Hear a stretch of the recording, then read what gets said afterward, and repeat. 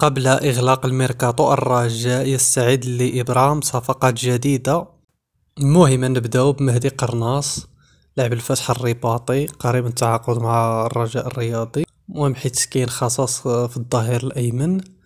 الرجاء المهم راه في مفاوضات متقدمة مع اللاعب ولهذا نتمنوا الخير. بالنسبة للتعاقد الآخر بوسفيان لاعب الوداد الرياضي السابق، المهم اللي خرج من الوداد من باب الضيق صراحة بعد ما رفض انه يتنازل عن المستحقات المالية ديالو وفضل انه يمشي لليتيج.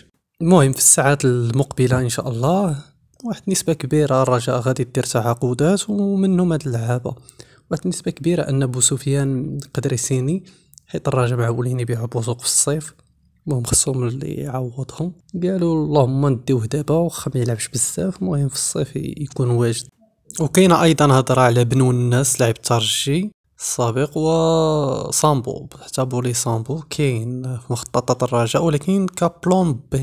هذا هما اللي كاين، هذا هما التخمينات ديال اداره الرجاء، لانها غادي تكون ممنوعه اصلا من التعاقدات في الصيف. غادي يكون خصها واحد 2 المليار على الاقل باش تحيد المنع. المهم هادو هما الحسابات اللي دايره الاداره الرجاء. المهم نتمناو الخير. المهم راه داروا خدمه زوينه، حيدوا المانع، مزيانه القضيه صراحه. الرجاء شكون اللي خرج عليها هي اللي تيج بزاف واكثر هي في الفتره ديال الرئيس السابق البدراوي صراحه. واحد داروا اكبر زبله في تاريخ الرجاء هي فاش حيدوا مجموعه اللعابه واحد النسبه كبيره بسبب الجمهور. كيقول لهم لا غير الكرارس، حيدوا علينا الكرارس، وداروا واحد هاشتاغ في الفيسبوك. صراحه اثرت على الرجاء انهم خرجوا بزاف اللعابه وما عطاوهمش الفلوس، ودوك اللعابه مشاو للجنه ديال النزاعات الفيفا. ودابا كل خطره غادي تبقى تسمع باللي اللعابه طالبين الفلوس.